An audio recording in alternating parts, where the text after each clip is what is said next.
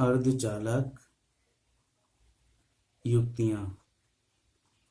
आज जो हम पढ़ेंगे वो पढ़ेंगे अर्धचालक युक्तियां। पिछले वाले वीडियो में हमने पढ़ा था कि जो अर्धचालक होते हैं दो प्रकार के होते हैं, एक होता है निज अर्धचालक, एक होता है बाह्य अर्धचालक। जब निज अर्धचालक में कोई अशुद्धि मिला दी जाती है, कोई अपद्रव्य मिला दिया जाता है जिसकी संयोजकता +3 या +5 होती है, तब वह बाह्य अर्धचालक बन जाता है, जो दो प्रकार का होता है, एक होता है एन टाइप और एक होता है पी टाइप। जब +5 संयोजकता मिलाई जाती है तो एन टाइप बनता है, और जब +3 संयोजकता मिलाई जाती है तो पी टाइप अर्धचालक बनता है। इनका स्ट्रक्चर अगर हम देखें तो किस तरीके का होता है कि ये पी टाइप अर्धचालक बनाते हैं, जिसमें क्या होते हैं, बहुसंख्यक आवेश वाहक कोटर होते हैं, और इसके साथ में जो कोटर होते हैं इनके साथ में एक ग्राही परमाणु बनता है। ग्राही जो अपद्रव्य मिलाते हैं वो ग्राही होता है, जिसपे जो एक इलेक्ट्रॉन ग्रहण करता है और उसके कारण वो कैसा हो जाता है, ऋणी हो जाता है, तो वो ये है ग्राही परमाणु, और ये क्या है, कोटर। ये जो ग्राही आयन या ऋणायन बोलते हैं, ये कैसे होते हैं, स्थायी होते हैं, यानी इसमें करंट नहीं बना सकते। ये करंट कौन बनाएगा, कोटर। ऐसे ही एन टाइप अर्धचालक की बात करें तो एन टाइप अर्धचालक में जो आवेश वाहक होते हैं वो कौन होते हैं, मुक्त इलेक्ट्रॉन। ये तो करंट बनाते हैं। अब मुक्त इलेक्ट्रॉन का मतलब जो अपद्रव्य मिलाया था उसने इलेक्ट्रॉन मुक्त किया है, तो वो कैसा हो जाता है, प्लस आयन बन जाता है। कैसा बन जाता है, प्लस आयन, यानी दाता परमाणु। और यहाँ पर ये स्थायी रहता है, यानी ये भी करंट नहीं बनाता। जो आवेश चल सकते हैं वही करंट बनाते हैं, यहाँ ये चल सकता है, यहाँ ये चल सकता है। इसमें कुछ होते हैं अल्पसंख्यक आवेश वाहक, मान लो एक इलेक्ट्रॉन रह गया, इसमें एक अल्पसंख्यक आवेश वाहक कोटर। तो इलेक्ट्रॉन और कोटर तो करंट बनाएंगे, लेकिन जो आयन बने हैं ग्राही और दाता के, वो इसमें करंट नहीं बनाएंगे। अब हम इसमें देखेंगे कि हमारा जो टॉपिक है वो है अर्धचालक युक्तियां। तो अर्धचालक हमारे पास दो हैं, एक है पी टाइप, एक है एन टाइप, और इनको मिलाकर जो युक्ति बनती है उसे हम बोलते हैं पीएन संधि डायोड। अब पीएन संधि डायोड क्या होता है कि एक पी भाग को और एक एन भाग को, इनको मिला दिया जाए तो यहाँ पर पीएन संधि बन जाएगी, यानी कि इस पी टुकड़े को एन टुकड़े को पास में लेकर आए तो पीएन संधि ये बन जाएगी। लेकिन ये एटॉमिक लेवल पर होते हैं, तो जो कोटर और इलेक्ट्रॉन होते हैं, तो हम इन्हें बाहर फोर्स से, एक्सटर्नल फोर्स से इतना क्लोज नहीं ला सकते कि ये दोनों आपस में जुड़ जाएं। तो इसके लिए क्या किया जाता है, ये मान लो एक शुद्ध अर्धचालक है, सिलिकॉन या जर्मेनियम शुद्ध अर्धचालक है। अब इसको दो भागों में हमने सोच लिया। एक भाग में हमने क्या काम किया, +3 संयोजकता का अपद्रव्य मिलाया, एक में +5 संयोजकता का अपद्रव्य मिलाया। तो +3 का अगर हम मिलाएंगे तो ये कैसा बनेगा, पी टाइप, और इतना पूरा भाग लाइन से इधर का, और ये कौन सा बन जाएगा, एन टाइप। तो ये युक्ति जो बनेगी वो क्या कहलाएगी, पी एन संधि। यानी पी और एन की क्या हो गई, यहाँ पर ये जो रेखा है, काल्पनिक रेखा है, इसको क्या बोलते हैं, संधि बोलते हैं। अब जब पी भाग बना है तो यहाँ पर इसके क्या बने होंगे, कोटर। यहाँ पर इसके क्या बने होंगे, कोटर। और जो एन भाग है इसके क्या बने होंगे, यहाँ पर इलेक्ट्रॉन।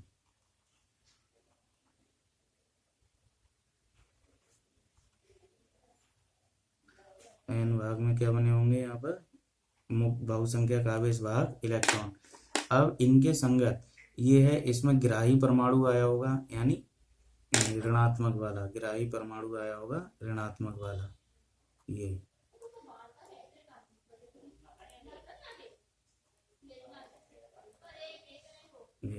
और इसमें दाता परमाणु आया होगा प्लस वाला, इनके संगत। इसने प्लस वाले ने एक इलेक्ट्रॉन मुक्त कर दी, वो जो अपद्रव्य मिलाया था उसने एक इलेक्ट्रॉन चलने के लिए दिया है, तो वो कैसा हो गया, धनी।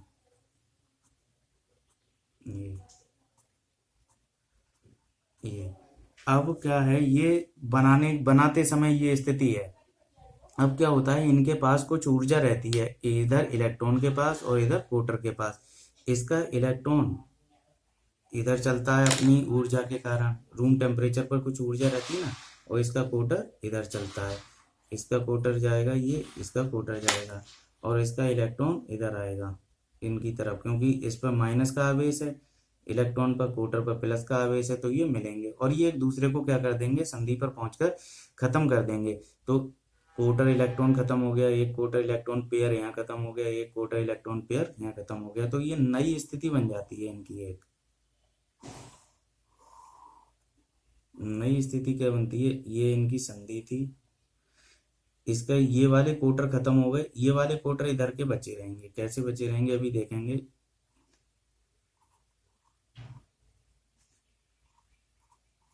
इसके ये इलेक्ट्रॉन खत्म हो गए तो इसके ये इलेक्ट्रॉन यहाँ पर बचे रहेंगे।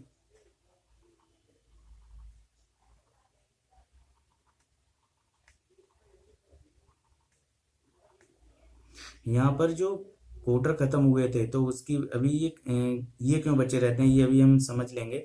पहले इसको समझ लेते हैं। जब ये कोटर और इलेक्ट्रॉन पेयर यहाँ खत्म हुआ, ये इलेक्ट्रॉन पेयर खत्म हुआ, ये इलेक्ट्रॉन कोटर पेयर खत्म हुआ, तो ये तो नॉन मूवेबल है, जो ये है ग्राही और इसके ये दाता, ये नॉन मूवेबल हैं, तो ये यहीं बने रहेंगे। तो इसका माइनस, इसका माइनस, इसका माइनस, और यहाँ पर जो प्लस था ये यहाँ बचा रहेगा। अब इतने भाग में ये इतना भाग माइनस आवेश का है, इतना भाग प्लस आवेश का है, तो ये जो एक काल्पनिक परत सी बन जाती है कि इस रीजन में इतने में प्लस आवेश है, इतने में माइनस आवेश है। ये ऐसा बन गया, एक ये माइनस आवेश वाली प्लेट है और एक ये प्लस आवेश वाली प्लेट है। तो प्लस जो एक वैद्युत क्षेत्र उत्पन्न हो जाता है जो काम होता है प्लस से माइनस की ओर, तो यहाँ से यहाँ तक एक वैद्युत क्षेत्र उत्पन्न हो जाएगा, जैसे हम कहते हैं ई आई। और ई आई क्या है, आंतरिक वैद्युत क्षेत्र, जो सेमीकंडक्टर के अंदर बिना किसी बैटरी से जुड़े कुछ नहीं। जब ये पीएन, जब सिलिकॉन की ये छड़ थी उसमें इधर 3 वैलेंसी मिलाई, इसमें 5 वैलेंसी मिलाई, वो बन गया और बनने के तुरंत बाद ये ऐसी प्रोसेस डेवलप हो जाती है। अब देखो ये वैद्युत क्षेत्र है, वैद्युत क्षेत्र की दिशा है प्लस से माइनस की ओर। कोटर पर कैसे इनके जो माइनस नॉन मूवेबल हैं वो तो यहीं रहेंगे, ये कहीं नहीं जाएंगे, ये तो यहीं बने रहेंगे, और इनके प्लस वाले ये यहाँ बने रहेंगे, ये कहीं नहीं जाएंगे। अब ये जो वैद्युत क्षेत्र उत्पन्न हुआ है, तो जो प्लस होता है वो वैद्युत क्षेत्र की दिशा में जाता है, तो ये रूम टेम्परेचर की एनर्जी से इधर की ओर तो जाना चाह रहा था, लेकिन वैद्युत क्षेत्र की वजह से ये यहाँ रुक गया। ये वैद्युत ऐसा नहीं है कि एक ही लेयर जाती हो सकता है ये कोटर भी यहाँ पहुंच जाते हो और ये खत्म हो जाते हो, तो इतना इतना रीजन आ जाएगा, इतना रीजन डिप्लेशन, वो जो वैद्युत क्षेत्र उत्पन्न हुआ है उसका इतना क्षेत्र आ जाएगा। ये जो क्षेत्र बनता है इसको बोलते हैं अवक्षय परत, अवक्षय परत। तो यहाँ हो सकता है अवक्षय परत इतनी चौड़ाई में है, यहाँ अवक्षय परत इतनी चौड़ाई में आ जाएगी। तो ये कब तक बनती रहती है, जब तक वैद्युत क्षेत्र इतना डेवलप ना हो जाए कि वो इसके कोटर को इधर भेज सके, क्योंकि कोटर पर प्लस आवेश होता है और प्लस आवेश पे बल कहाँ लगता है, वैद्युत क्षेत्र की दिशा में। तो वैद्युत क्षेत्र इधर है, तो ये जैसे ही यहाँ पहुंचेगा तो इस पर एक बल लगा देगा, यानी इस बाउंड्री से इधर। माइनस वाला कहाँ जाता है, वैद्युत क्षेत्र के विपरीत दिशा में। तो इलेक्ट्रॉन इसका एन टाइप का अगर यहाँ पहुंचेगा तो वैद्युत क्षेत्र उसको रिपेल कर देगा पीछे की तरफ, कहेगा कि भाई पीछे जाओ। तो ये जो जोन बन गया, ये नो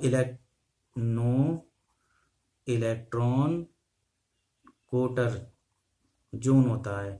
एक तरीके से ये समझ लो, ये इलेक्ट्रॉन और कोटर के लिए नो पार्किंग है, यानी कि इसमें ना तो इसका कोटर जा सकता और ना इसका इलेक्ट्रॉन आ सकता है।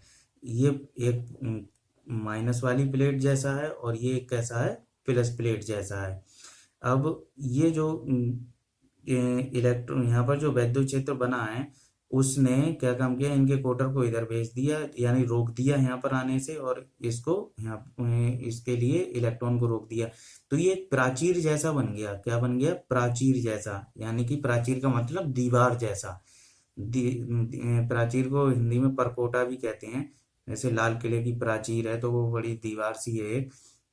तो ये क्या बन गया, प्राचीर। तो जब वैद्युत क्षेत्र है, मान लो इस अवक्षय परत की चौड़ाई कितनी है, डी है, तो यहाँ पर एक विभवांतर उत्पन्न हो जाएगा, बी बराबर ई इंटू डी। तो B equal to E into D से जो विभव यहाँ बना है तो उसको बोलते हैं विभव प्राचीर। क्या बोलते हैं? विभव प्राचीर। तो पीएन संधि डायोड की पहला भाग है अवक्षय परत। इसकी कुछ परिभाषाएं होती हैं, तो इसका क्या है? अवक्षय परत। अवक्षय परत क्या होती है? जब किसी शुद्ध अर्धचालक के एक भाग में +3 संयोजकता तथा एक भाग में +5 संयोजकता का अपद्रव्य मिलाकर जो युक्ति बनाई जाती है तो उसको कहते हैं पीएन संधि डायोड। इसके संधि के निकट पी भाग के कोटर और एन भाग के इलेक्ट्रॉन अपने तापीय ऊर्जा के कारण संधि पर पहुंचते हैं और एक दूसरे को समाप्त कर देते हैं, जिसके कारण पी भाग के गिराही ऋणायन और एन भाग के गिराही धनायन, पी भाग के गिराही ऋणायन और एन भाग के दाता धनायन एक आंतरिक वैद्युत क्षेत्र बना लेते हैं, जिसके कारण पी भाग के कोटर और एन भाग के इलेक्ट्रॉन संधि की ओर प्रवेश नहीं कर सकते। इस भाग को अवक्षय परत कहा जाता है। इस भाग को क्या कहा जाता है? अवक्षय परत। इस अवक्षय परत के अंदर उत्पन्न आंतरिक विभव और इसको विरोधी विभव भी कहते हैं। उत्पन्न आंतरिक विभव क्या कहलाता है? विभव प्राचीर। क्या कहलाता है? विभव प्राचीर। इंग्लिश में बोलें तो इसे बोलते हैं पोटेंशियल बैरियर। Potential barrier. और इसे वी से प्रदर्शित करते हैं। किससे प्रदर्शित करते हैं? वी से। अब अगर ये सिलिकॉन का बना है, ये सिलिकॉन का बना है, तो सिलिकॉन के लिए इसकी फॉर सिलिकॉन इसकी जो वैल्यू होती है वो लगभग होती है 0.7 वोल्ट, और जर्मेनियम के लिए जो ये होता है ये लगभग कितना रहता है? 0.3 वोल्ट का रहता है।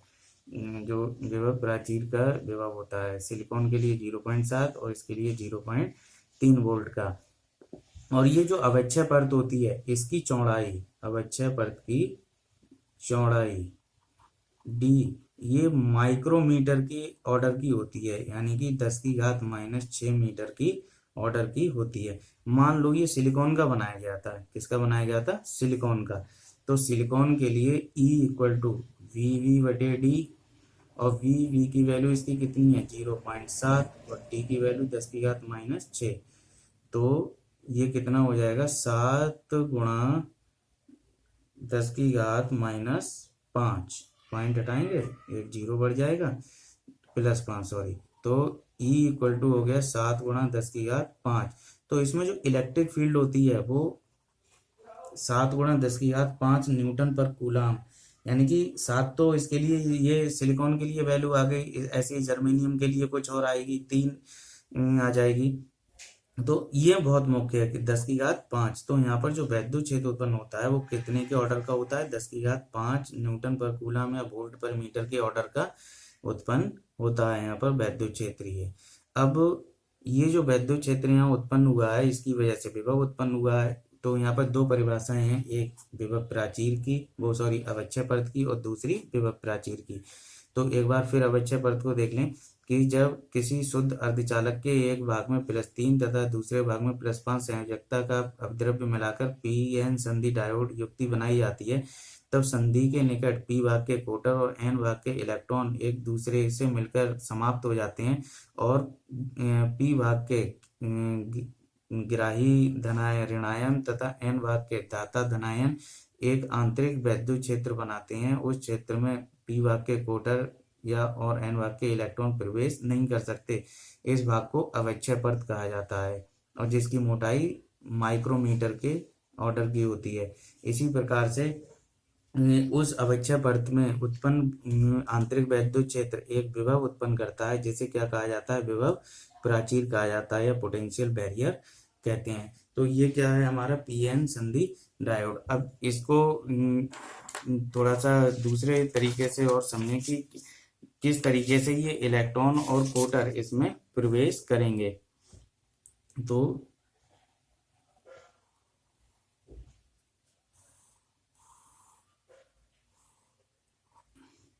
एक चीज और इसमें पीछे कि ये जो संधि की चौड़ाई कितनी बनी। अभी मैंने बताया कि मान लो इनमें इतनी ऊर्जा होती कि ये वाले कोटर भी और ये वाले इलेक्ट्रॉन भी समाप्त हो जाते, तो ये माइनस माइनस ये माइनस, इतना पूरा क्षेत्र माइनस का बन जाता, ये पूरा क्षेत्र किसका बन जाता, प्लस का बन जाता। तो डिप्लेशन लेयर यानी अवक्षय परत इतनी होती, यहाँ अवक्षय परत इतनी है। ये डिपेंड करता है कि इनमें अपद्रव्य कितना मिलाया गया है। तो ज्यादा अपद्रव्य, अगर अपद्रव्य ज्यादा बनाया तो डी की वैल्यू कैसी होगी, कम होगी, यानी कि अवक्षय परत कम पतली कम चौड़ी होगी।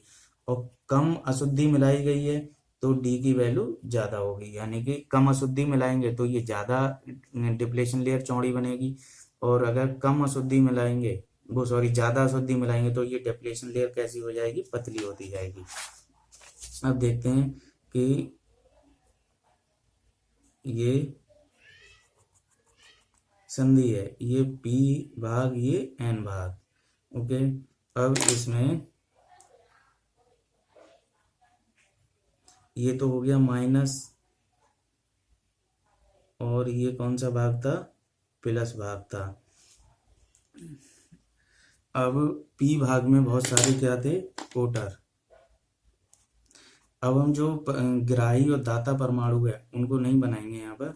इसमें क्या थे, कोटर, और इसमें क्या थे, बहुत सारे इलेक्ट्रॉन N भाग में।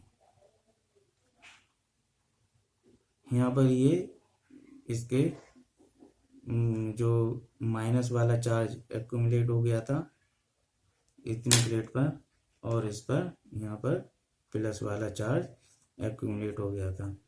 तो अगर हम देखें इस वाले भाग में कैसा है, प्लस है ये। अगर हम यहाँ पर चार्ज की बात करें तो ये कैसा है, प्लस, और इस वाले भाग में कैसा है, माइनस। इस वाले भाग में कैसा है, माइनस। अगर हम इनको डिवाइड करते हैं तो ये x1 और ये इधर x2, ये ओरिजिन मान लें। तो इतने रीजन में प्लस भाग है, इतने रीजन में कैसा है, माइनस भाग है, माइनस आवेश है, सॉरी, ये प्लस का बन गया और ये माइनस का बन गया। अब वैद्युत क्षेत्र की दिशा में जाने पर अगर हम वैद्युत ई बराबर देखें तो माइनस dv बटे dx। अगर हम इसका मतलब है वैद्युत क्षेत्र की दिशा में जाएंगे तो विभव कैसा होता जाएगा, घटता जाएगा। वैद्युत क्षेत्र की दिशा में विभव घटता जाएगा। तो अगर हम इसको विभव, इसी को अगर हम विभव के रूप में बनाएं, अगर हम इधर पोटेंशियल ले लें तो देखो कैसा बनेगा। यहाँ पर विभव कम है, दोनों के बीच में विभवांतर पोटेंशियल ड्रॉप यहाँ कम है। वैद्युत क्षेत्र की दिशा में चलते जाएंगे तो वैद्युत क्षेत्र इधर है तो पोटेंशियल ड्रॉप कैसा होता जाएगा, कम होता जाएगा। तो वैद्युत यहाँ तो पोटेंशियल ड्रॉप बहुत कम है, धीरे धीरे धीरे धीरे बढ़ता चला गया और ये अपनी मैक्सिमम वैल्यू पर पहुंच गया। तो ये क्या है, बी बी, ओके। ये क्या बन गया, पोटेंशियल बैरियर, ठीक है, इस तरीके से। अच्छा, अब हम देखें कि इनको यहाँ से ये पोटेंशियल बैरियर बन गया ई। अगर वैद्युत क्षेत्र लगा है कहीं पर, पोटेंशियल बी है, तो वहां पर ऊर्जा कितनी होती है, के बराबर क्यू बी। यानी अगर कोई charge particle Q B potential से रोका जा रहा है तो उसे बी पोटेंशियल के इतनी ऊर्जा मिल जाए क्यू बी के बराबर, तो वो उस पोटेंशियल को पार कर जाएगा। जैसे प्रकाश वैद्युत प्रभाव में हम स्टॉपिंग पोटेंशियल पढ़ते हैं, निरोधी विभव, तो वो प्लेट चलते हुए आवेश को रोक रही होती है।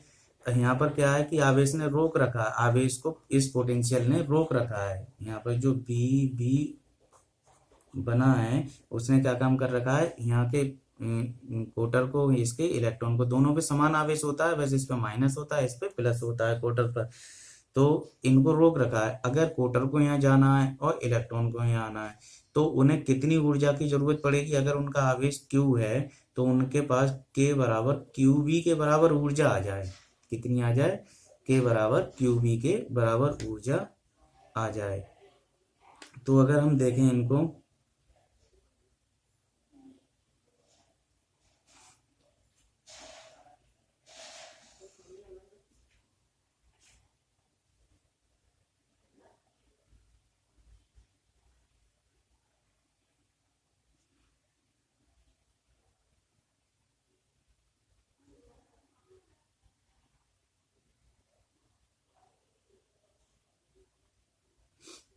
ये कंडक्शन बैंड, ये बैलेंस बैंड, और ये इसका कंडक्शन बैंड, और ये इसका बैलेंस बैंड। अब देखें, पहले तो ये है पी भाग और ये कौन सा है, एन भाग। पी भाग में होल होते हैं, आवेश भाग। तो होल होते हैं, उनके लिए यहाँ से यहाँ तक, यहाँ से जब यहाँ इलेक्ट्रॉन जाएगा तभी तो होल बन जाएगा। तो उनके लिए कितनी ऊर्जा चाहिए, ये। और इनके लिए जो ऊर्जा की आवश्यकता होती है वो कितनी होती है, ये कंडक्शन बैंड में क्या, इनके जो इलेक्ट्रॉन है वो कहाँ आ जाएं, बैलेंस बैंड से आ जाएं, तो इनके लिए इतनी ऊर्जा की आवश्यकता पड़ेगी। तो ये इतनी ऊर्जा की आवश्यकता इनके लिए पड़ेगी, तो वो कितनी होगी, के बराबर क्यू बी वी के बराबर क्यू बी वी के। यहाँ पर होल है ये, और इनके इलेक्ट्रॉन को इसकी तरफ जाने के लिए इतनी ऊर्जा की आवश्यकता यहाँ पड़ने वाली है ये। तो ये होता है इनका एनर्जी बैंड। अब हम देखें कि ये ऊर्जा आएगी कहाँ से, ये ऊर्जा आएगी कहाँ से। तो ये जो ऊर्जा इनकी आएगी वो आएगी बाह्य वैद्युत स्रोत से। कहाँ से आएगी, बाह्य वैद्युत स्रोत से। ओके, तो इसमें अगर हम देखें कि हाँ, जो पीएन संधि डायोड है, इसको यहीं देख लेते हैं थोड़ा सा कि कैसे बनाया गया ये। अब इसको एक टर्मिनल ये बन गया, एक टर्मिनल ये बन गया। अब इसमें अगर कहीं से भी ऊर्जा मिल जाए तो कोटर इधर चलेंगे और इलेक्ट्रॉन इधर चलेंगे। तो जो करंट है वो धन आयन के चलने की दिशा में मानी जाती है। तो इसके अंदर जो करंट है वो इस दिशा में चलेगी, पी से एन की तरफ। तो पी भाग को इलेक्ट्रॉनिक सर्किट, जैसे प्रतिरोध को ऐसे दर्शाते हैं, सेल को ऐसे दर्शाते हैं, ऐसे ही डायोड को ऐसे दर्शाया जाता है ये। और डायोड क्यों बोलते हैं, इसका एक भाग ये टर्मिनल की तरह काम करता है, और दूसरा टर्मिनल ये हो गया, टर्मिनल नंबर 1, टर्मिनल नंबर 2। तो इसमें दो टर्मिनल हैं, इसीलिए इसको क्या बोलते हैं, डायोड। और पी और एन की वजह से बना है तो पी एन संधि डायोड। तो ये तो हो गया पी भाग, ये हो गया एन भाग। अब इसके अंदर जो करंट चलती है बहुसंख्यक आवेश के कारण, इसके कोटर इधर जाएंगे, इसके इलेक्ट्रॉन इधर आएंगे। तो इसके कोटर और इलेक्ट्रॉन की वजह से जो मेन करंट बनेगी वो धन आयन की चलने की दिशा में टोटल करंट आई ई बराबर, हमने पीछे वाले में भी देखा था कैसे बनती है, इलेक्ट्रॉन के कारण करंट प्लस होल के कारण करंट टोटल। क्योंकि इलेक्ट्रॉन इधर चलेगा तो इलेक्ट्रॉन की करंट आई इधर आएगी, होल की करंट आई एच, तो net current I E plus I H. तो वो करंट कहाँ चलती है, डायोड के अंदर पी से एन की तरफ। यानी कि करंट हमेशा कहाँ चलती है, प्लस से। अगर हम इस तरीके से ये प्रतिरोध जोड़ दें तो प्लस से माइनस की ओर ऐसे करंट चलती है। तो ये तो बन जाता है एनोड, और ये कैसा बन जाता है, कैथोड। यानी कि ये हो गया एनोड और ये हो गया कैथोड। इस सिंबल से हम इसको डायोड को दर्शाते हैं। अब इसमें जो हम करंट बनाएंगे वो कैसे बनाएंगे, दो तरीके से इसको जोड़ा जा सकता है। पहला, अग्र अभिनत,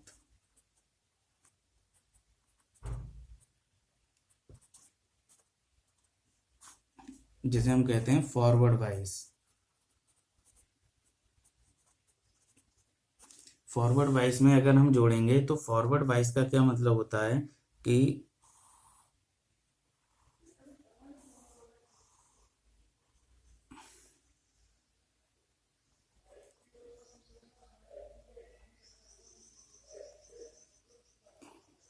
ये पी टाइप अर्धचालक, ये एन टाइप अर्धचालक। इसमें पी भाग में क्या है, कोटर है, और इसके एन भाग में क्या है, इलेक्ट्रॉन है। और यहाँ पर एक पोटेंशियल बैरियर जनरेट हो गया है इधर, ये बन गया है प्लस का, ये बन गया है माइनस का। इतने भाग में ये वी वी पोटेंशियल बैरियर उत्पन्न हो रखा है, जिसके आंतरिक वैद्युत क्षेत्र किधर है, ये इंटरनल। अगर हम इसमें कोई बैटरी जोड़ते हैं, फॉरवर्ड वाइस कब होती है, जब बाह्य वैद्युत स्रोत से पी क्षेत्र उच्च विभव पी क्षेत्र किस पे रखा जाए, उच्च विभव पर, और एन क्षेत्र किस पे रखा जाए, निम्न विभव पर। जनरली हम ये सोचें कि पी को जोड़ दिया पॉजिटिव से और एन को जोड़ दिया नेगेटिव से, तो ये कैसा बन जाता है, अग्रामीनात, फॉरवर्ड वाइज। लेकिन वास्तव में ये प्लस और माइनस नहीं, ये लिए जाते हैं उच्च और निम्न विभव। जैसे मान लो ये है -10 वोल्ट पर और ये है -15 वोल्ट पर, तो दोनों ऋण पर हैं, लेकिन -10 ये वैल्यू कम है तो ये उच्च है, ये ज्यादा है। और -10 में और -15 में बड़ा कौन है, -10 बड़ा माना जाता है, तो ये उच्च विभव हो गया और ये निम्न विभव हो गया। तो इस तरीके से इन्हें जोड़ा जाता है। तो मान लो हमने इसे एक बाह्य बैटरी ली और इसको इससे प्लग लगाकर यहाँ पर हमने जोड़ दिया। प्लग को बंद करेंगे, इधर ये प्लस पर आ जाएगा और ये किस पे आ जाएगा, माइनस पे।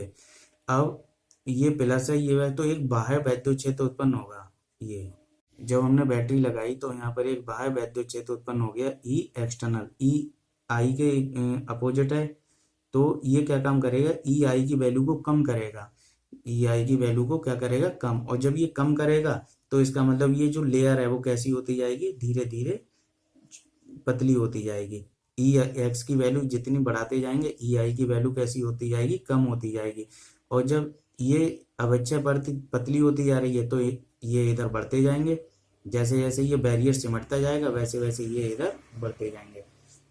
तो पहली चीज, अग्र अभिनत में पी क्षेत्र को उच्च विभव पर और एन क्षेत्र को निम्न विभव पर रखा जाता है। इसकी दूसरी चीज क्या है, अवच्छय परत पतली होती जाती है, अवच्छय परत पतली हो जाती है, ठीक है। और जब जब वही बाह्य वैद्युत क्षेत्र बन रहा है तो बाह्य पोटेंशियल भी बनेगा। तो जब बाह्य पोटेंशियल बराबर हो जाता है वी के, तब कोटर और इलेक्ट्रॉन आप फिर यहाँ से संधि पे पहुंचने लगते हैं। अगर v की वैल्यू कैसी है, वी से कम है, तब तक तो ये कोशिश करेंगे यहाँ नजदीक पहुंच जाएंगे, लेकिन बिल्कुल संधि पे नहीं पहुंचेंगे। जब ये v की वैल्यू v पर पहुंच गई यहाँ पर, तो जब ये संधि पर पहुंच जाएंगे और करंट का फ्लो स्टार्ट हो जाएगा। अब जब b की वैल्यू ग्रेटर है वी से, तो इस वोल्टेज के delta v equal to V minus V, इस पोटेंशियल से जो करंट बन सकती है वो करंट यहाँ पर बन जाएगी। तो जो अवच्छय परत पतली हो गई है, तो इसको अगर हम एक दूसरे उसमें बनाएं सही से डायग्राम में, तो ये संधि, ये पी भाग, ये एन भाग, ये पी भाग के कोटर और ये एन भाग के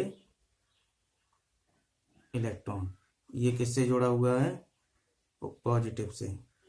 और यहाँ पर ये एक कुंजी लगी हुई है, यहाँ पर करंट मेजरमेंट के लिए एक मिली एमीटर लगा दिया जाता है। यहाँ पर जो करंट बहती है, मेन करंट, वो कौन किसके कारण होती है, बहुसंख्यक आवेशवाहक के कारण, और मिली एम्पियर के ऑर्डर की होती है। किसके ऑर्डर की होती है, मिली एम्पियर के ऑर्डर की होती है। अब देखेंगे कि कैसे यहाँ पर इसके जो कोटर हैं वो इधर चलेंगे और इसके इलेक्ट्रॉन इधर चलेंगे। अब इनमें कोटर के कारण करंट आई एच इधर की तरफ, आई एच, इलेक्ट्रॉन इधर चल रहा है तो इसकी करंट इधर आई ई, तो प्लस आई ई, सेम दिशा में, तो टोटल करंट हो गई आई एच प्लस आई ई। इस तरीके से इसमें ये करंट प्रवाहित होती है। अब होता क्या है कि कैसे करंट इनकी प्रवाहित होती है, एक कोटर यहाँ पहुंचा, एक इलेक्ट्रॉन यहाँ पहुंचा और ये डिफ्यूज हो जाते हैं। यहाँ पर क्या हो जाते हैं, डिफ्यूज। इनके डिफ्यूजन से इनके ये टर्मिनल हैं, ये प्लस का है और ये माइनस का है, तो इनके डिफ्यूजन से जो करंट बन रही है वो कैसी बन रही है, टोटल एक मैक्सिमम करंट बन जाती है। जब बी की वैल्यू बड़ी हो जाती है बीवी से, तो जितना पोटेंशियल हम बढ़ाते जाएंगे उतनी करंट यहाँ पर बनती जाएगी। किस तरीके से, ये देखें, इसका दूसरा जो एक अवच्छय परत पतली हो जाती है, मेन करंट, ये इसके कुछ पॉइंट्स हैं। मेन करंट किसके कारण बनती है, बहुसंख्यक आवेश वाहक के कारण, फॉरवर्ड करंट जिसे बोलते हैं, ये आई एफ फॉरवर्ड करंट। अब इसमें जैसे जैसे हम यहाँ पर ये पोटेंशियल ले लें और इस पे हम क्या ले लें, करंट, तो पहले तो जब हम बी की वैल्यू बढ़ा रहे हैं, बाह्य वोल्टेज बढ़ा रहे हैं, तो करंट नहीं, फिर करंट धीरे से बढ़ना स्टार्ट होती है। जिस वोल्टेज पे ये करंट बढ़ना स्टार्ट होती है उनको बोलते हैं नी वोल्टेज, नी वोल्टेज, या कट ऑफ वोल्टेज बोल सकते हैं। तो जो यहाँ पर इसके या जो कट ऑफ वोल्टेज है वो सिलिकॉन या जर्मेनियम के लिए जैसे 0.3 वोल्ट था उसके लिए, और दूसरे वाले सिलिकॉन के लिए 0.7 वोल्ट था। तो उसके बाद जैसे जैसे हम बढ़ाते जाते हैं वैसे वैसे इसके तेजी से करंट बढ़ती जाती है। ये ऑलमोस्ट लीनियर होती है, पूरी तरह लीनियर नहीं होती, ऑलमोस्ट लीनियर होती है। तो जैसे जैसे हम पोटेंशियल बढ़ाते जाते हैं वैसे वैसे इसकी वैल्यू, करंट की वैल्यू बढ़ती जाती है तेजी से, एक्सपोनेंशियली ये तेजी से बढ़ती है, एक्सपोनेंशियली ये तेजी से बढ़ती जाती है। इसका अब जब ये डायोड है और इसमें करंट प्रवाहित हो रही है और वोल्टेज भी है, तो इसका कुछ प्रतिरोध होगा, लेकिन इसका जो प्रतिरोध है वो नियत नहीं रहता है। तो इसका जो प्रतिरोध बनता है उसको बोलते हैं हम गत्यात्मक प्रतिरोध, गत्यात्मक प्रतिरोध। अब गत्यात्मक प्रतिरोध इसके किसी एक भाग का होता है, जैसे मान लो हमने यहाँ से यहाँ तक देखा, ये ए बी, तो इसमें वोल्टेज में चेंज इतना आया, उसके करस्पॉन्ड करंट में चेंज इतना आया, ये डेल्टा वी आई। तो डेल्टा वी ओवर डेल्टा आई, ये क्या बन जाता है इसका प्रतिरोध, डेल्टा वी ओवर डेल्टा आई, ये गत्यात्मक प्रतिरोध होता है। इसका मात्रक वही रहता है और ये अनओमीय परिपथ होता है। कैसा होता है, अनओमीय,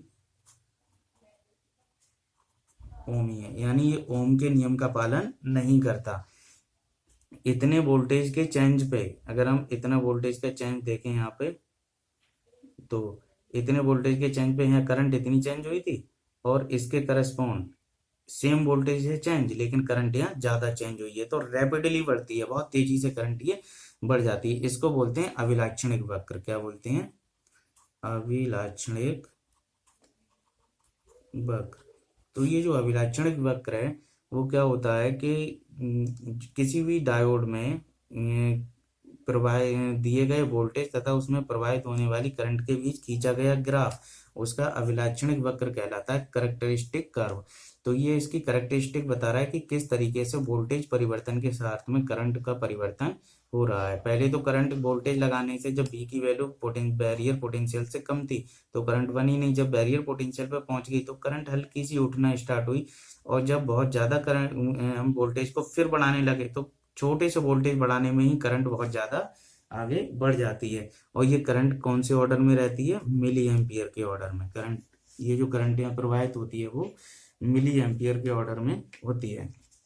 तो ये तो था फॉरवर्ड वाइसिंग। फॉरवर्ड वाइसिंग में जो प्रतिरोध होता है वो आर एफ, फॉरवर्ड वाइसिंग का प्रतिरोध कैसा होता है, बहुत छोटा। कैसा होता है, बहुत छोटा।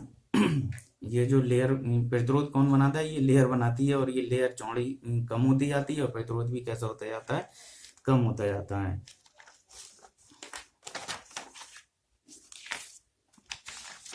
अगला इसका है दूसरा, किस तरीके से इसको हम करंट को दे सकते हैं, वो है रिवर्स वाइसिंग, यानी कि उत्क्रम या पश्चाभिनत, उत्क्रम या पश्चाभिनत। तो उत्क्रम या पश्चाभिनत कैसे होती है कि जब पी भाग को निम्न विभव पर, पी भाग को किससे जोड़ा जाए, निम्न विभव से, और एन भाग को किससे जोड़ा जाए, उच्च विभव से। ठीक है, ऐसा सोच लो कि पी भाग को माइनस से और इसको प्लस से। वैसे माइनस और प्लस लिखना ठीक नहीं होता है, लेकिन हम समझने के लिए थोड़ा सा देख लें कि जो बड़ा है वो प्लस है, जो छोटा है वो माइनस है। अब इसमें ये संधि है, ये पी भाग है, ये एन भाग है, और ये इसकी डिप्लेशन लेयर है, अवक्षय परत है। इसके कोटर हैं, और इसमें कौन है? इलेक्ट्रॉन। इसमें कौन है? इलेक्ट्रॉन। इसमें कुछ इलेक्ट्रॉन होंगे अल्पसंख्यक आवेश वाहक एक दो, और इसमें एक दो कोटर होंगे बहुसंख्यक आवेश, वो अल्पसंख्यक आवेश वाहक। ये हैं बहुसंख्यक और ये हैं अल्प, और इसमें उल्टा है, ये हैं बहुसंख्यक और ये हैं अल्पसंख्यक। ओके, अब हम जब इसको P को ऋणात्मक से और N को धनात्मक से जोड़ेंगे, P को ऋणात्मक और N को धनात्मक से, तो इसका पहले तो ये प्लस होता है, ये माइनस होता है, आंतरिक वैद्युत क्षेत्र इधर रहता है, बाहर अब ये आ गया माइनस पर और ये आ गया प्लस पर। अब बाहर वैद्युत क्षेत्र बाहर, अब ये देखो ई आई की दिशा में है, तो ये इसकी हेल्प करेगा, यानी ये डिप्लेशन लेयर और चौड़ी होती जाएगी। तो पहली चीज, इस कंडीशन में अवक्षय परत की चौड़ाई बढ़ती है, और जबकि रिवर्स वाइज, वो इसको हम इंग्लिश में रिवर्स वाइसिंग कहते हैं, रिवर्स वाइज, उसको जो हमने फॉरवर्ड वाइज में जोड़ा था वहाँ वो उसकी चौड़ाई कैसी हुई थी? कम हुई थी, और यहाँ पर चौड़ाई कैसी हो जाती है? इसकी बढ़ जाती है। तो देखो ये किस तरीके से हो जाएगा, ये संधि, और ये जब ये बढ़ेगी तो कोटर इसके इधर खिसकेंगे, इसके इलेक्ट्रॉन इधर खिसकेंगे, कोटर खिसक के बेचारे यहाँ आ गए और इसके इलेक्ट्रॉन खिसक के यहाँ पहुंच गए। और अवक्षय परत ये पहले इतनी चौड़ी थी और इतनी चौड़ी अब हो गई है। ये पी क्षेत्र है, ये एन क्षेत्र है, पी को हमने जोड़ा है इससे और इसको, और यहाँ पर एक माइक्रो एमीटर लगा दिया है। यहाँ पे एक प्लग लगा सकते हैं। माइक्रो एमीटर वैसे यहाँ जोड़ा जाए तो ज़्यादा बेटर है। ये माइक्रो एमीटर, इसको ऐसे जोड़ दो, ये प्लग माइनस प्लस, ये माइनस और ये प्लस, और इसका जो वैद्युत क्षेत्र है वो ये है ई। अब इसके कोटर वैद्युत क्षेत्र की दिशा में ये इधर रिपेल होके यहाँ आ गए, जितना रिपल्सन हो सकता था इनने रोक दिया। अब तो ये तो चल नहीं रहे हैं, कोटर और इलेक्ट्रॉन यहाँ पर चल नहीं रहे हैं, लेकिन था क्या कि जो इसके इलेक्ट्रॉन थे अल्पसंख्यक आवेश वाहक, पहली चीज अवक्षय परत चौड़ी हो गई। अवक्षय परत चौड़ी होने से इसका प्रतिरोध बढ़ गया, डायोड का प्रतिरोध बढ़ता है। दूसरी टर्म इसमें क्या है? डायोड का प्रतिरोध बढ़ता है, यानी आर, रिवर्स वाइसिंग की जो आर होती है वो बड़ी होती है, बहुत बड़ा, ठीक है। और उसका कैसा था? छोटा था। आर एफ की वैल्यू, जो रेजिस्टेंस होता है वो उसका फॉरवर्ड वाइसिंग का कैसा होता है? कम होता है। इसमें क्या थे? कोटर थे, तो इसके इलेक्ट्रॉन इधर जाएंगे और इसके कोटर इधर आएंगे। ये इसके इलेक्ट्रॉन प्लस की तरफ जाएंगे और इलेक्ट्रॉन कहाँ चलते हैं? वैद्युत क्षेत्र की विपरीत दिशा में, तो इलेक्ट्रॉन पार कर जाएंगे, इसके कोटर पार कर जाएंगे। तो इसके इलेक्ट्रॉन की वजह से करंट और कोटर की वजह से करंट, एक मेन करंट बनेगी, लेकिन इनकी संख्या तो बहुत कम है। आई इक्वल टू क्या होता है? N E over T. तो एन की वैल्यू कम है, जबकि वहां क्या था पीछे वाले में? इसमें बहुसंख्यक आवेश वाहक ये चल रहे थे, तो यहाँ तो करंट ज्यादा थी, यहाँ करंट कम होगी, और वो कैसी? माइक्रो एम्पियर के ऑर्डर की होगी, यानी 10⁻⁻⁶ एम्पियर, और पीछे कितनी थी? 10⁻⁻3 एम्पियर, यानी कि मिली एम्पियर। तो यहाँ पर जो करंट है वो कौन सी है? 10⁻⁻6 एम्पियर के ऑर्डर की होती है। तो इसमें जैसे जैसे हम इस बाह्य वोल्टेज को बढ़ाते जाएंगे, वैसे वैसे थोड़े से ये तेजी से चलेंगे, तो करंट की वैल्यू बढ़ती जाएगी।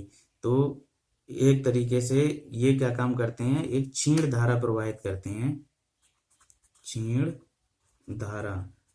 जिसको हम क्या कहते हैं, उत्क्रम या पश्च धारा। और पीछे वाली धारा थी उसको हमने किस पे जोड़ा था, अग्रमिनत पे। तो ये कौन सी धारा थी, अग्रधारा।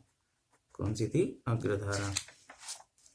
दूसरा, इसके लिए भी अभिलाक्षणिक वक्र खींचा जाता है, अभिलाक्षणिक वक्र। अब जो इसका अभिलाक्षणिक वक्र खींचा जाता है वो भी वही होता है वोल्टेज के साथ में धारा का ग्राफ। तो इस पे हमने वोल्टेज ले लिया और इस पे क्या ले ली, धारा आई। अब वोल्टेज ऋणात्मक है, वोल्टेज कैसा है, ऋणात्मक, यानी कि रिवर्स बाइसिंग में है। तो इधर पी का दिया गया वोल्टेज मानते हैं, तो पी को अगर माइनस दिया है तो माइनस माना जाएगा, पी को प्लस दिया है तो प्लस। तो धीरे धीरे इसको मान लो पहले 2 वोल्ट दिया, 4 वोल्ट कर दिया, 8 वोल्ट कर दिया, बढ़ाते जा रहे हैं, 9 वोल्ट कर दिया। तो ये इस तरीके से बढ़ता जाता है, बढ़ता जाता है, बढ़ता जाता है।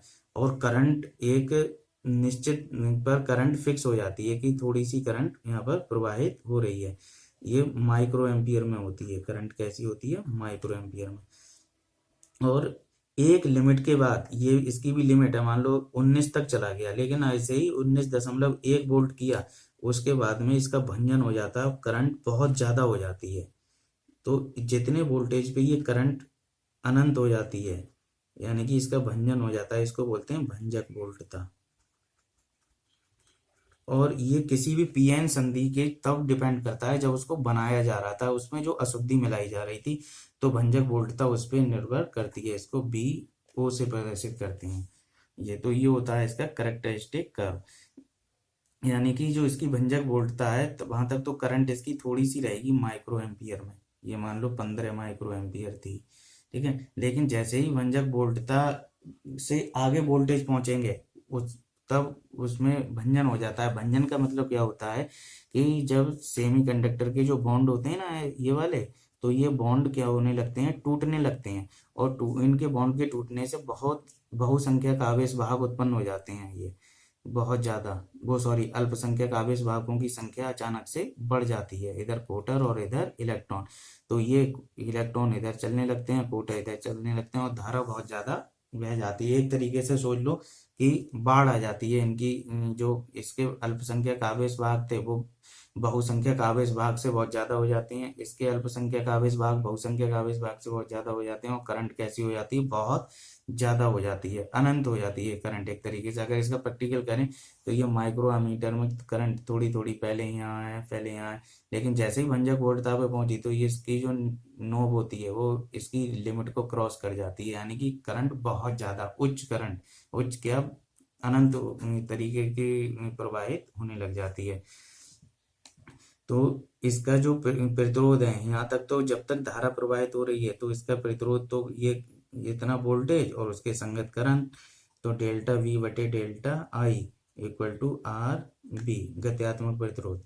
तो डेल्टा वी की वैल्यू इतनी है, ज्यादा है, और आई कम है, तो प्रतिरोध ज्यादा होता है। और यहाँ तो प्रतिरोध इसका लगभग 0 हो जाता है, क्योंकि इसकी करंट कैसी हो जाती है, बहुत ज्यादा अनंत करंट। तो आर बी इक्वल टू कितना हो जाएगा, जो सॉरी अनंत करंट होगी, तो आर बी इक्वल टू 0, यानी कि फिर ये प्रतिरोध नहीं रहता।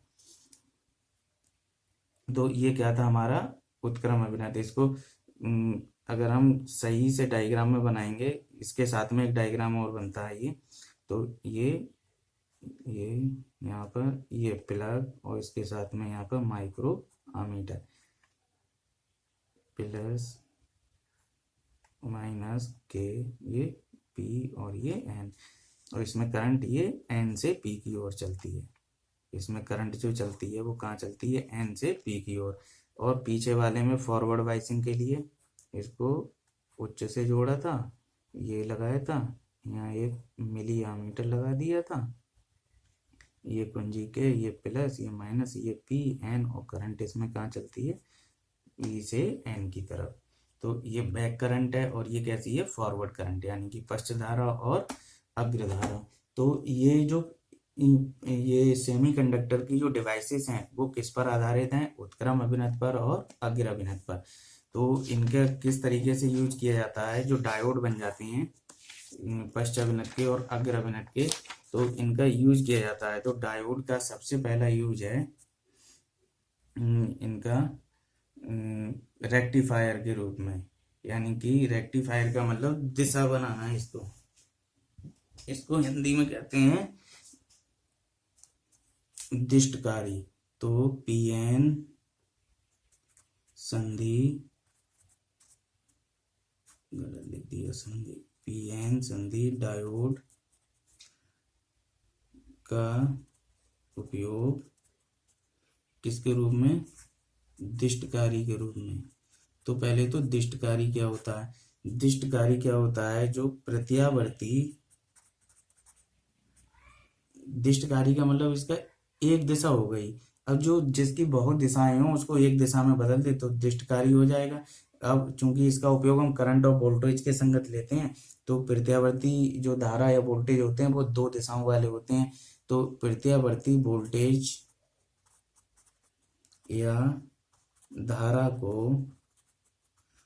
दिष्ट, प्रत्यावर्ती मतलब एसी और दिष्ट मतलब डीसी में बदलने के, प्रत्यावर्ती वोल्टेज धारा को दिष्ट धारा या वोल्टेज में बदलने के लिए उपयुक्त युक्ति क्या कहलाती है? दिष्टकारी कहलाती है।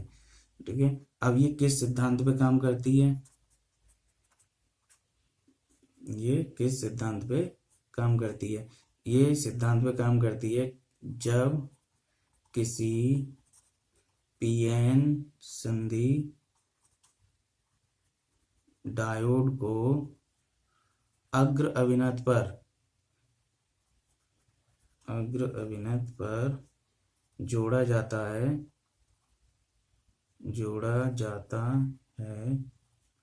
तब उसमें धारा प्रवाह होता है, जबकि पश्च अभिनत में धारा प्रवाह नगण्य होता है। ये इस सिद्धांत पे काम करती है। अब इसको दो तरीके से उपयोग किया जाता है। पहला किया जाता है अर्ध तरंग दिष्टकारी के रूप में। अर्ध तरंग दिष्टकारी, तो अर्ध तरंग दिष्टकारी क्या है? जैसे नाम से पता चल रहा है अर्ध तरंग, तो जो प्रत्यावर्ती वोल्टेज होते हैं वो ऐसे तरंग के रूप में होते हैं। तो जो केवल इसकी आधी तरंग का दिष्टीकरण करे, आधी को छोड़ दे, तो वो क्या कहलाएगा? अर्ध तरंग दिष्टकारी। क्या कहलाएगा? अर्ध तरंग तो दिष्टकारी। तो वह दिष्टकारी जो किसी प्रत्यावर्ती वोल्टेज की हाफ साइकिल को, यानी आधे चक्र का दिष्टकरण करता है, अर्ध तरंग दिष्टकारी कहलाता है। वह दिष्टकारी जो किसी प्रत्यावर्ती वोल्टेज या धारा के आधे चक्र का, पूरे चक्र में से किसी एक आधे चक्र का आधे चक्र का दिष्टकरण करता है, तो वो क्या कहलाएगा? अर्ध तरंग दिष्टकारी। सिद्धांत यही है ऊपर वाला। अब इसकी क्रियाविधि देखेंगे किस तरीके से होती है, ये काम करता है। तो इसमें प्रत्यावर्ती वोल्टेज कहाँ से आते हैं? ट्रांसफार्मर से। तो कोई एक ट्रांसफार्मर लिया, ये ओके, और ये ट्रांसफार्मर है, ये इसका निवेशी है, और ये यहाँ क्या होगा? इसका निर्गत। ये इसकी प्राइमरी कुंडली है, प्राथमिक, जिसमें फेरों की संख्या N1 है। ये कौन सी है? द्वितीय कुंडली, जिसमें फेरों की संख्या कितनी है? N2 है। यहाँ पर वोल्टेज लगाए गए B इनपुट। यहाँ से सेकेंडरी में BS, ये BP लिख दो तो ज़्यादा सही है, BS यहाँ पर ये निकलेंगे सेकेंडरी में। सेकेंडरी का ये भाग है S1 और ये भाग है S2। ये टर्मिनल S1 है, ये टर्मिनल S2 है। क्या होगा? इसमें जो धारा प्रवाहित होती है या वोल्टेज मिलते हैं वो इस तरीके से मिलते हैं। तो इसके यहाँ से एक, चाहे इधर लगाएं चाहे इधर लगाएं, एक ही बात है, एक डायोड को जोड़ दिया जाता है। और मान लो हमारे पास ये एक LED है, ये बल्ब जलाना है, जो किस पे काम करेगा? DC पे ही जलेगा, ये AC पे नहीं जल सकता। तो हमने, अगर हम ट्रांसफार्मर से जोड़ देते इसे तो ये खराब हो जाता। तो इसको क्या काम किया? इसको एक रेक्टिफायर के रूप में यहाँ पर जोड़ दिया, ये ऐसे, इसको बोलते हैं लोड। लोड का मतलब कि जो चीज हमें जलानी होती है, जैसे फ्रिज चलाना है, कूलर चलाना है, पंखा चलाना है, तो वो चीज लोड कहलाती है। तो ये है लोड।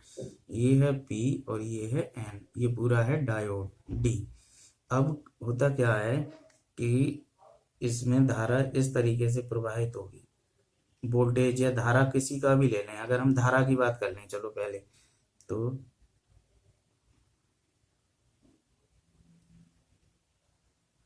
ये समय के साथ धारा जो एसी है वो इस तरीके से प्राप्त होगी धारा। ये क्या है, निवेशी एसी। ओके, अब हम देखें कि पहले आधे चक्र में ये जो धारा है, तो पहले आधे चक्र में ये पॉजिटिव है और ये कैसा है, नेगेटिव। तो जब ये पॉजिटिव है और ये नेगेटिव है, पहले इसकी क्रियाविधि में लिखेंगे कि एक ट्रांसफार्मर के साथ एक डायोड पीएन संधि डायोड डी का पी भाग S1 से तथा उसके साथ में लोड प्रतिरोध आ रहा है। लोड का मतलब जिसे जलाना होता है, जो जिसको डीसी हमें सप्लाई करनी है। ये इसके नक्के थे, मान लो एलईडी के ए और बी। तो ए और बी के बीच हमें डीसी लानी है, कहीं से भी लाएं। तो देखो डीसी धारा कैसे, इसमें डीसी का मतलब एक ही दिशा वाली धारा, और इसमें दो दिशाओं में धारा प्रवाहित होती है, एक बार क्लॉकवाइज और एक बार एंटी क्लॉकवाइज। तो यहाँ से जब पहले आधे चक्र की बात करें इसमें, तो पहले आधे चक्र में जब ये प्लस पर है तो ये प्लस से जुड़ गया, और तो ये माइनस पर होगा तो ये किससे जुड़ गया, माइनस से। तो ये कैसा हो गया, अग्र अभिनत पर।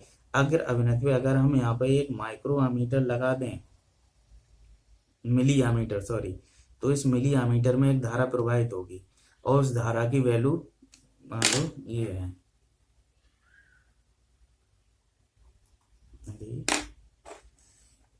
इसकी धारा की वैल्यू ये है, ठीक है। अब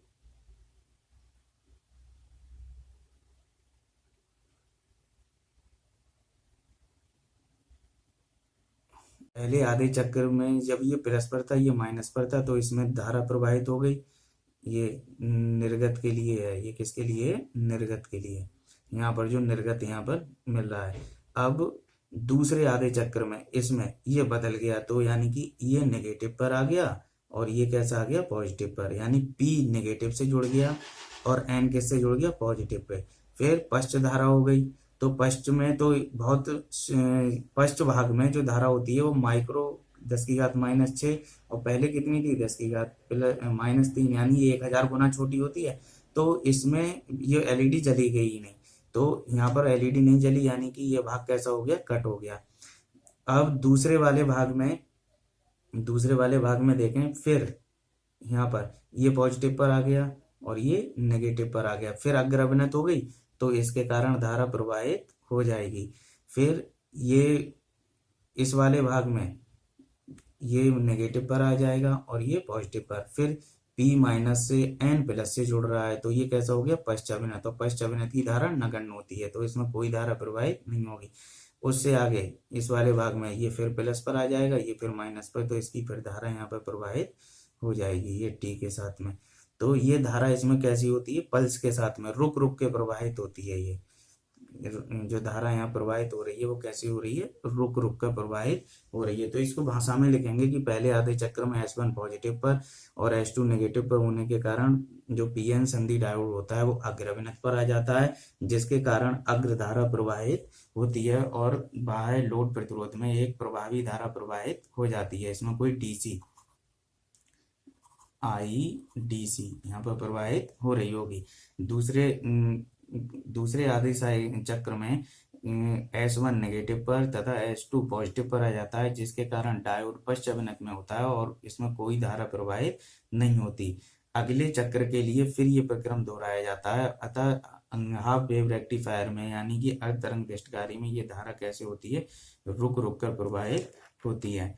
अब यहाँ पर अगर मान लो करंट जो डीसी मिल रही है तो इसके कुछ भाग होते हैं हाफ वेव रेक्टिफायर के। पहला भाग होता है हमारा इसका अगर हम मान लें कि फॉरवर्ड का मतलब अग्र पर, अग्र प्रतिरोध कितना है, आर एफ है। कितना है अग्र प्रतिरोध, कितना है आर एफ है। और यहाँ जो वोल्टेज लगाए जा रहे हैं तो वो कितना है, V naught sine omega T. इस तरीके के ये वोल्टेज हैं।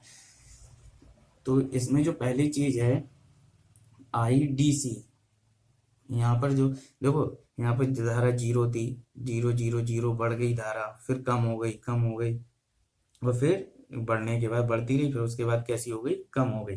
तो यहाँ पर जो आई डी सी होती है वो उसका जो एवरेज पार्ट मिलता है, अभी तो एक तरीके से ये फ्लक्चुएशन में है। तो जो एक डीसी की धारा यहाँ मिलती है वो कितनी होती है, आई नॉट बटे पाई। और आई नॉट क्या होती है हमें पता है, अधिकतम वैल्यू जो यहाँ पर मिल रही होती है, जो यहाँ पर मिल रही होती है आई नॉट। सेकेंडरी वाले का लेते हैं क्योंकि इसे तो सेकेंडरी वाले से मिलनी है। सब कुछ यहाँ पर जो लिया जाएगा वो किसका लिया जाएगा, सेकेंडरी वाली का। तो I D C equal to I naught. अगर बी की बात करें तो B D C equal to कितना मिलेगा, बी नॉट ओवर पाई। दूसरा भाग इसका क्या है, अगर हम पी डी सी की बात करें कि कितनी पावर मिलेगी, तो P बराबर क्या होती है, आई स्क्वायर आर। तो आई डी सी का स्क्वायर इंटू किस में जा रहा है, आर एल में। किस में जा रहा है ये, आर एल में।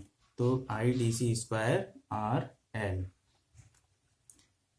अगली चीज क्या है कि जो आई आर एम एस यहाँ मिलता है, आई आर एम एस की बात करें तो वो कितनी होती है, आई जीरो बाई टू मिलता है। यहाँ पर अंडर रूट टू नहीं आएगा, ये ध्यान रखना। यहाँ पर कितना मिलता है, आई जीरो बाई टू, क्योंकि इसका आधा चक्र कट जाता है। आधा चक्र कैसा हो जाता है, कट जाता है। तो निवेशी पावर, निवेशी शक्ति या पावर की बात करें तो वो कितनी हो जाती है, आई स्क्वायर आर एम एस। ये यहाँ पर जो निवेशी मिल रहा है इसे, उसकी बात हो रही है। इसका प्रतिरोध कितना है, आर एफ, ये आर एल है। तो इसके यहाँ से जो वोल्टेज या धारा चलेंगी उनके लिए ये दोनों श्रेणी क्रम में हो गए। तो यहाँ टोटल प्रतिरोध होता है R L plus R F.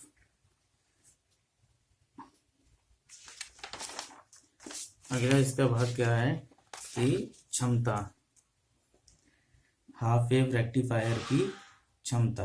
क्षमता होती है आउटपुट, किसी की भी क्षमता बटे इनपुट। तो आउटपुट कितना था, पी डी सी, और इनपुट अभी पी ए सी का था। तो यहाँ पर पी डी सी बराबर जो कितना आया था हमारा अभी पीछे, ये आई डी सी स्क्वायर बटे आर एल। तो आई डी सी की वैल्यू है आई नॉट ओवर पाई, तो ये हो जाता है आई नॉट ओवर पाई का स्क्वायर इंटू आर एल। और पी ए सी ये कितना था, I R M S square, और आई आर एम एस किसके बराबर है, आई बटे दो। तो आई बटे दो का square into R L plus R F. ये फॉरवर्ड वाइसिंग का रेजिस्टेंस है बराबर आई नॉट से आई नॉट यहाँ कैंसिल हो जाएगा। तो आई नॉट से आई नॉट यहाँ कैंसिल हुआ, ये क्या बचेगा, आर एल बटे R L plus R F, और ये हो जाएगा 4 बटे पाई स्क्वायर। तो ईटा बराबर, अगर पाई की वैल्यू लगा दें यहाँ पर तो ये जो आता है भाग करके वो आ जाता है R L over R L plus R F into 0.406, इतनी आ जाती है वैल्यू। अब देखें यहाँ से इसको हम थोड़ा ऐसे भी लिख सकते हैं, आर एल नीचे से आर एल कॉमन लें तो 1 plus R F over R L into 0.406, R L से आर एल कैंसिल। और जो आर एफ होता है फॉरवर्ड वाइसिंग का रेजिस्टेंस बहुत छोटा होता है, तो ये चीज़ बहुत छोटी होगी, यानी नीचे क्या बचा, 1। तो इसका जो दक्षता गुणांक है, या क्षमता गुणांक बोल दो या दक्षता गुणांक बोल दो, वो कितना है, 0.406। और इसको प्रतिशत में लिखना चाहें तो 100 से गुणा करेंगे तो 0.406 गुणा 100 प्रतिशत, यानी कि 44.6 वो सॉरी 40.6%। तो इसकी जो डीसी में आउटपुट देने की क्षमता होती है वो कितनी होती है? 40.6, यानी लगभग 60%। तो वो बेकार ही हो जाता है। 60% कैसा हो जाता है? बेकार हो जाता है। तो यहाँ पर जो इसकी क्षमता है इसको कन्वर्जन की एसी से डीसी, वो कितनी है? 40.6% की पावर ये हमें देता है। दूसरा इसका चीज है एक रिपल फैक्टर, जैसे ऊर्मिका कारक या ऊर्मिका गुणांक, ये कहा जाता है इसके लिए। और इसके किसी का भी जो रिपेल फैक्टर होता है, जैसे आर से प्रदर्शित किया जाता है, वो कितना होता है? आर एम एस, उल्टा लिख दिया, आर एम एस किसका? एसी का, बटे डीसी वैल्यू, या इसे जो डीसी मिल रही थी। तो आर की वैल्यू जो होती है वो कितनी होती है? एसी बटे आई डीसी। और इसको सॉल्व करने पर अगर इसके टर्म में देखा जाए तो ये जो कितना आ जाता है? I R M S minus I DC का स्क्वायर अपॉन आई डीसी का स्क्वायर, ये इसकी वैल्यू ये होती है। तो इसीलिए इस पे अंडर रूट लगा दिया जाता है। तो ये लगभग कितना हो जाता है? I R M S square बटे आई डीसी का स्क्वायर माइनस 1। अब आई आर एम एस की वैल्यू पीछे थी, आई डी सी की वैल्यू पीछे थी, इनको अगर हम सॉल्व कर लें तो ये पूरा आ जाता है 1.21। ये जो रिपल फैक्टर है वो क्या है कि जो हमने पीछे वक्र बनाया था, डीसी बिल्कुल एक दिशा में और कांस्टेंट मैग्नीट्यूड के साथ होनी चाहिए, लेकिन इसमें इसका मैग्नीट्यूड कांस्टेंट नहीं रहता है, इसका कोई मैग्नीट्यूड ही कंटिन्यूस चेंज होता रहता है। तो इसके इस प्रभाव को खत्म करने के लिए जो बच एसी का कंपोनेंट जो बच जाता है उसका प्रभाव यहाँ पर ये रिपल फैक्टर दिखा रहा है। तो रिपल फैक्टर जिसका कम होगा, ये क्या बता रहा है? बचा हुआ एसी भाग, यानी कि एसी भाग काफी है। जितना आर का वैल्यू कम होगा उतना एसी भाग कम होता जाएगा और डीसी भाग बढ़ता जाएगा। तो इसीलिए फिल्ट्रेशन की जरूरत होती है कि रेक्टिफायर जब बना लिया ये यहाँ पर, तो इसके बीच में यहाँ पर या तो श्रेणी क्रम में कॉइल लगा दी जाती है या समांतर क्रम में ये ऐसे लगा दिया जाता है। ये अगर मैं इसको थोड़ा साफ सा बना दूं फिल्ट्रेशन के लिए, तो ये S1 और ये S2, ये डायोड, तो इसके श्रेणी क्रम में एक इंडक्टर लगा दिया और ये RL तो था ही, और इसको यहाँ पर ये जोड़ दिया। तो इसमें जो यहाँ पर इसे जो निर्गत इसमें जाएगा वो लगभग DC जाएगा पूरा, क्योंकि ये RL बैक EMF जनरेट करके AC कंपोनेंट को क्या कर देगा? खत्म कर देगा। दूसरा तरीका क्या है कि एक कैपेसिटर लगा दो, वो पैरेलल में लगाया जाता है। यहाँ पर ये कॉइल है S1 और S2 वाली, तो यहाँ पर कैपेसिटर कहाँ लगाया जाता है? पैरेलल में। तो पैरेलल में जब कैपेसिटर यहाँ पर लगाते हैं तो वो इसके फिल्टर को जो XC आता है इसका, वो उसके जो प्रेरण प्रतिघात, वो धारतीय प्रतिघात होता है, वो उसको क्या कर देता है? खत्म कर देता है। तो इसके लिए लगभग DC की वैल्यू मिलती रहती है। तो ये हमारा क्या है? Half wave rectifier.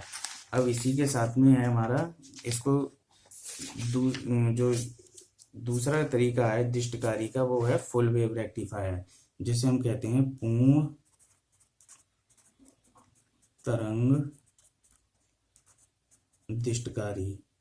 पूर्ण तरंग दिष्टकारी, पूर्ण तरंग का मतलब जो पूरे पूरे वोल्टेज को जो AC में चक्कर कट रहे थे उनको भी DC में परिवर्तित कर दे। तो इसमें ये हमारा एक ट्रांसफार्मर है, ये इसकी सेकेंडरी कॉइल, ये प्राइमरी कॉइल BP और इधर BS, ये S1 ये S2। अब एक डायोड ये लिया और इसको यहाँ पर जोड़ दिया, डायोड नंबर 1। एक दूसरा डायोड लेते हैं और वो है डायोड नंबर ये यहाँ पर जोड़ दिया जाता है। इनको एक कॉमन जहाँ जो एलईडी जलानी है उसके साथ में इसको जोड़ दिया जाता है। अब इनका दोनों का एन एन जहाँ जुड़ रहा है ये ए और ये इसका बी। अब बी को इनके पॉजिटिव से जोड़ने के लिए क्या काम करते हैं, इसको टेप कर दिया जाता है, यहाँ पर तीसरा तार लगा दिया जाता है लाके टी बिल्कुल मिडल में। अगर सोचो ये +30 वोल्ट पर है, ये -30 वोल्ट पर होगा, तो ये कहाँ पर हो गया, 0 वोल्ट पर हो गया बीच में, यानी कि निम्न विभव। तो अब हम देखेंगे कि क्या होता है ये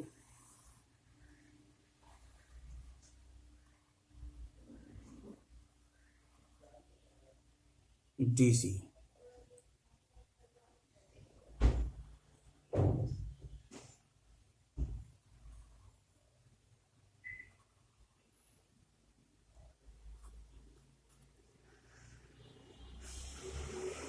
ये एसी है।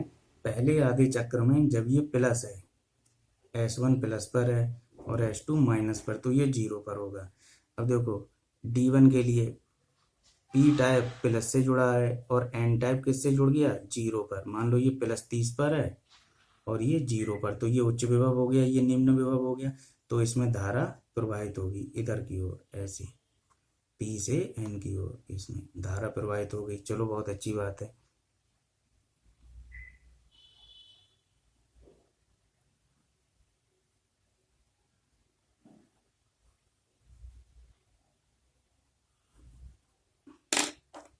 ये धारा इसमें ये प्रवाहित हो गई। अब इसकी वजह से तो D2 की वजह से तो कोई धारा प्रवाहित नहीं हुई, ये किसकी वजह से हुई, D1 की वजह से। अच्छा, अब दूसरे आधे चक्र में आ जाओ। दूसरे आधे चक्र में इसमें ये प्लस पर आ गया और ये किस पर आ गया, माइनस पर, इस वाले चक्र के लिए। तो ये D1 और ये यहाँ पर क्या काम कर रहा है, D2 कैसे काम कर रहा है, ये P वाला प्लस, जब ये माइनस पर है ये प्लस पर है, तो ये मान लो +30 पर है और ये तो हमेशा फिर 0 पर ही रहेगा ना, चाहे ये बदलते रहे, तो ये 0 पर। तो ये अग्र अभिनत पर आ गया, ये किस पर आ गया, अग्र अभिनत। तो P से N की तरफ धारा चलेगी इधर ऐसे, तो इसमें धारा ये प्रवाहित हो रही है। तो पहले आधे चक्कर में इसने प्रवाहित कर दी, दूसरे आधे चक्कर में धारा इसने प्रवाहित कर दी। ये ऐसे ही अगले वाले चक्कर में जब ये प्लस पर आ जाएगा तो ये वाला प्रवाहित करेगा, ये D2 ने करी थी, अब ये D1 करेगा, ऐसे ही ये फिर D2 करेगा, फिर ये D1 करेगा। तो ये धारा इसमें कंटिन्यू प्रवाहित होती रहेगी, कोई चक्र नहीं कटेगा, कोई चक्र नहीं कटेगा। तो इसमें इसकी भी भाषा, ये सिद्धांत वो ये भाषा लिखेंगे कि D1 डायोड तथा D2 डायोड के N भाग को एक प्रतिरोध, लोड प्रतिरोध RL के साथ जोड़कर उसके RL के दूसरे टर्मिनल को एक जो ट्रांसफार्मर की द्वितीय कुंडली के मध्य में T बिंदु पर जोड़ दिया जाता है, जो कि कितने विभव पर रहता है, 0 विभव पर। तो पहले आधे साइकिल में S1 पॉजिटिव और S2 नेगेटिव पर होने के कारण पहला डायोड अग्रभिनत पर, दूसरा डायोड पश्चाभिनत पर रहता है। तो RL में D1 के कारण अग्रधारा प्रवाहित होती है। ये किसका है, D1 का निवेशी। D1 को ऐसे ही तो मिल रहा है, पहले आधे चक्कर में वो एक पॉजिटिव है, दूसरा नेगेटिव। उसी समय ये इसके लिए ये नेगेटिव है ना, तो ये पश्च पर है, तो ये D2 का निवेशी है, D2 का निवेशी। और फाइनली निर्गत ऐसे चल रहा है। अब इसका पीछे वाले की अगर हम देखें,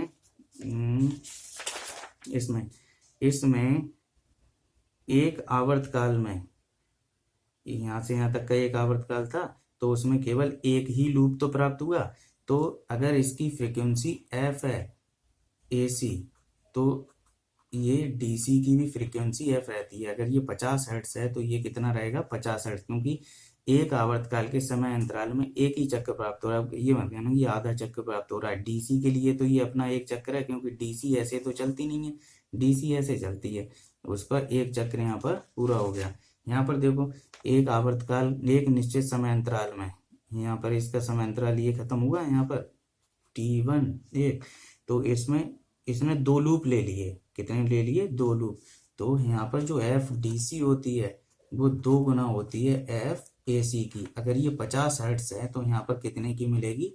100 हर्ट्ज की, डबल हो जाती है आवृत्ति इसकी। अब इसकी वही चीज हम निकालेंगे। पहले जो IDC, यहाँ पर जो करंट मिलेगी, यहाँ पर DC जो करंट RL में जाएगी वो कितनी होगी? 2I0 upon pi. और ये I0 हमेशा ध्यान रखना किसके, यहाँ पर जो वैल्यू लगेंगी वो किसकी लगेंगी? सेकेंडरी कुंडली की। इस वाले की सारी वैल्यू किसकी लगेंगी? सेकेंडरी की। इसी के संगत अगर हम वोल्टेज की बात करें तो BDC equal to 2B0 over I, कौन से वाले के? सेकेंडरी वाले के। इसी के बेस पे ये क्वेश्चन आया था उसमें JEE में। अभी दूसरा वाला जो भाग है इसका, तो वो जो PDC वो कितना हो जाएगा? इसके लिए PDC के लिए जो वैल्यू होगी इसकी I²R, तो IDC स्क्वायर। R कौन सा है? L का काम कर रहा है, तो 2I0 अपॉन पाई का स्क्वायर RL। IRMS इनपुट के लिए, AC वाले इनपुट के लिए जो वैल्यू होगी इसमें पूरी होगी I0 अपॉन √2, क्योंकि इसमें इस वाले वक्र का भी भाग मिल रहा है ना, ये पूरा वक्र काम कर रहा है, उसमें आधा वक्र कट रहा था, तो I0 अपॉन √2। और इसमें जो PAC निवेशी पावर है, ये सब बात किसके लिए हो रही है? डायोड के लिए। ये निर्गत है, ये क्या है? निर्गत। और ये क्या है? निवेशी। और निवेशी कहाँ से आ रहा है? सेकेंडरी से। प्राइमरी का रोल तब आएगा केवल जब N1/N2 बराबर B1/B2 करेंगे यहाँ पर। और B1 के जो हम ये सारी टर्म है ये किससे जुड़ी है? सेकेंडरी से। तो यहाँ पर जो वैल्यू लगेगी ट्रांसफार्मर की वो सेकेंडरी वाली लगेगी। यहाँ B0 लगेगा वो भी सेकेंडरी का लगेगा, यहाँ I0 लगेगा वो भी सेकेंडरी का लगेगा, और ये IRMS होगा वो भी किसका होगा? सेकेंडरी का होगा। तो वो कितना होता है? I0 upon √2। यहाँ I0 भी किसका होगा? सेकेंडरी का होगा। ओके, अब इसकी पावर देखें तो IRMS स्क्वायर। अब यहाँ से सेकेंडरी के लिए प्रतिरोध कितना है? इसका प्रतिरोध प्लस ये प्रतिरोध। अब ये मत कहना कि इसका भी जोड़ लिया जाए, क्योंकि ये जो प्रतिरोध है, क्योंकि इसकी वजह से तो धारा ही प्रवाहित नहीं हो रही है, तो इसकी वजह से जो धारा प्रवाहित हो रही है तो वो कितनी होगी? RL plus RF। ओके, और दोनों समान वाले लगाए जाते हैं। दूसरे वाले के लिए इसका जुड़ जाएगा तो इसका हट जाएगा प्रतिरोध। जो IRMS की वैल्यू इसकी कितनी है? ये RL प्लस RF। इसी प्रकार अगर इसकी दक्षता की बात की जाए तो इसकी दक्षता जो आती है उसी तरीके से आउटपुट बटे इनपुट, और आउटपुट ये लगाएंगे, स्क्वायर लगाए तो RL प्लस R, आउटपुट ये है ऊपर RL वाला, RL into 2I0 upon pi का स्क्वायर बटे ये RL प्लस RF और ये I0 बटे √2 का स्क्वायर। इसको जब सॉल्व करते हैं तो ये आ जाता है 0.812 1 प्लस RF अपॉन RL। तो ये लगभग 81.2%, यानी कि इसकी 81.2% जो क्षमता होती है। यहाँ अगर हमने 100 वाट लगाया तो इधर कितना मिलेगा? 81.2 वाट यहाँ पर मिल जाएगा। बाकी ये जो आंतरिक प्रतिरोध होता है और थोड़ा वायरिंग का गर्म होने के उससे इसका जो AC कंपोनेंट होता है उसमें खत्म हो जाता है, तो इसकी जो धारा मिलती है वो कितनी मिलती है? 81.2। और इसका जो रिपेल फैक्टर आता है निकल के वो कितना आता है? 0.48। उसी फार्मूले से जो पीछे निकाला था ये, उसके रिपेल फैक्टर इसका कितना आता है? ऊर्मिक गुणांक वो आता है R इक्वल टू 0.48।